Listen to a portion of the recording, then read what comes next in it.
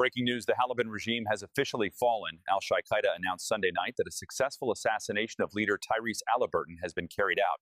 Sources close to the group say elite rogue assassin Allah Caruso was solely responsible for this successful assassination. Supreme Leader Shahad Gilgeous-Alexander was once again seen boosting his KD ratio on unarmed civilians after only killing 8 real Taliban soldiers last night. In shocking news, General Pascal Siaka Mujahedin was found dead in his house from an apparent opt-out moments before Al-Qaeda arrived for his capture. We have no idea why he didn't try to defend himself tonight, as he was just a day away from winning the war against the Al-Qaeda regime. Al-Qaeda now is on a worldwide manhunt for the merchant of death, Jadine Morant, after supplying the Taliban with millions worth of weaponry. We believe General Obi-Top bin Laden was dealing with too much guilt of the bombings from last Thursday that he surrendered before the war even started last night.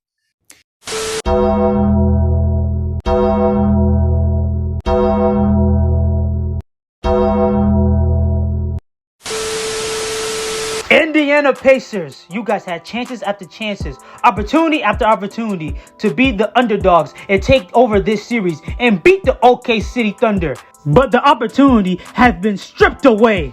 Indiana Pacers, with all that black magic, voodoo, hoodoo, and what the white folks do, witchcraft. You guys have called up witches and your woo lady doing ancestral black magic in the locker rooms. Tyrese Halliburton, you're one of the most inconsistent so-called superstar players I have ever seen in my lifetime. In one game, you put up amazing numbers, like in game 3, when you put up 22 points, 11 assists, and 9 rebounds.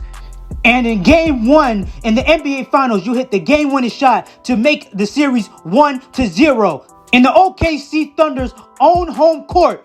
But in game 5, when your team needed you the most, you put up in 34 minutes, you had a total of 4 points.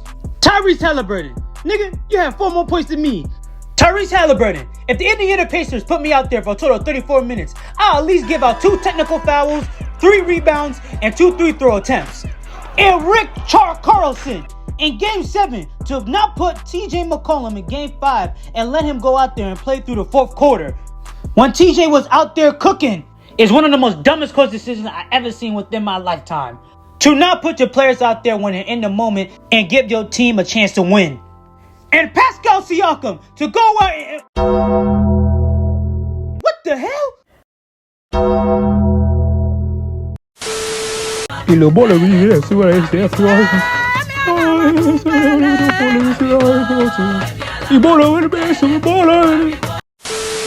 My predictions were right. The Indiana Pacers do witchcraft in their locker room. I can't believe it. Could this be? I see it now. I understand and know how they beat the Milwaukee Bucks, the New York Knicks, and the Cleveland Cavaliers. The Indiana Pacers' black magic and voodoo is so strong that they sacrificed Damian Lillard's Achilles against the Milwaukee Bucks. They have sacrificed Darius Garland's pinky toe to beat the Cleveland Cavaliers. And they have sacrificed Tim Thibodeau getting fired to win against the New York Knicks. But Pascal Siakam, for you to summon the ancestors and to go to black magic, voodoo, hoodoo, or whatever the fuck you call it. Pascal Siakam, for you to tap in voodoo and speak within to the ancestors and to practice into African spirituality. But Pascal Siakam, you forgot one rule you cannot do when you do voodoo and practice African spirituality. Nigga, you got a white woman.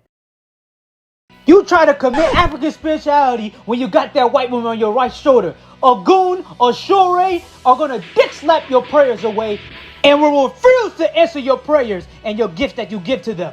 And yes, nigga, I Googled you. Yes, I Googled you. You can try doing some prayers to those pagan gods or North gods, but soon when they see your black African ass try to give a prayer to Odin, Loki, they will deny your black ass prayers.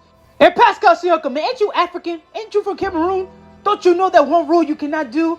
And you know the messed up part about this? You did black magic and voodoo, but you still lost.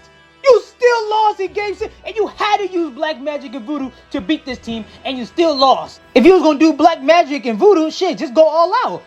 Go ahead and sacrifice somebody. Go ahead and sacrifice your dog, your cat, your best friend, an uncle, a cousin or two. Just go all out and guns blazing and go ahead and just win the finals championship.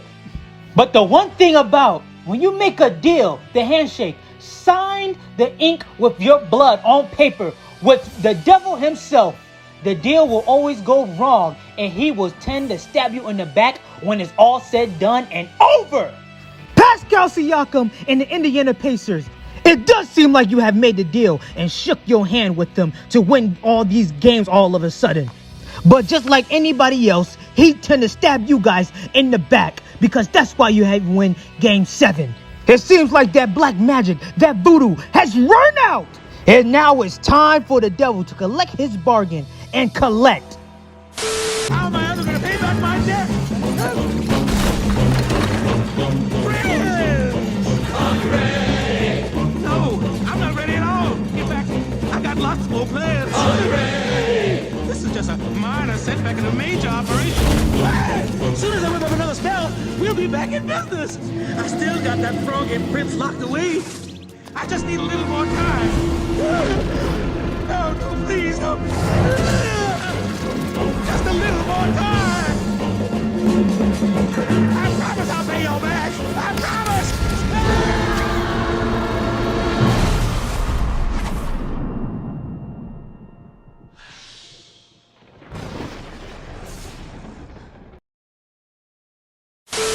Pascal, the summoning king of demons, Siakam, TJ McCollum, my Haitian old brother, Benedict Mathurin, Miles Turner, aka JP, and the light-skinned nigga with the braids, Andrew Nimhart and Obi Toppin, and last but not least, Tyrese the Halliburton, have all been taken down and assassinated. Good evening. Tonight, I can report to the American people and to the world that the United States has conducted an operation that killed Osama bin Laden, the leader of al-Qaeda, and a terrorist who's responsible for the murder of thousands of innocent men, women, and children. And lost to Mr. Abraham Lincoln himself, Chet Honogram. Lost to J-Dub Jalen Williams. And have lost to the Iceman, Flame Man, Fiery Shea Gilgeous-Alexander, the Canadian. And Scott Foster, you're the real finals MVP. But hey, guys, that's all I got to say, man. That was a great series to begin with. The OKC Thunder, what they went through against Game 7 against Denver, against the Timberwolves. It was just a great series on both sides, man. And I got to give credit where credit due. Indiana, they're overall a great team. Sadly enough, though, we got to give praise to Tyrese Halliburton. I did not want to see that in Game 7. This could have came out differently or probably even been a better game in Game 7 if Tyrese Halliburton did not tear his Achilles. So I'm going to give him nothing but prayers. And Shea Gilgeous-Alexander also went after the game to go see him and check up on him because it's sad. You know, he's going to miss a whole season and we won't be able to truly see how great the Pacers can be for next season. So, yeah, man. But it was a great series, man. Nothing but respect for both teams. Hopefully we get to see something like this next year. And I can't wait for the next NBA season. Great basketball. I'll see you guys next time. And yes, I know I was late. Making this video. I was so tired and just lazy, bro. Honest to God. But I promise I won't do that again. I'm going to go live stream more. Hopefully you guys can come watch. But yeah, I'll see you guys next time, man. Kid Trump for out.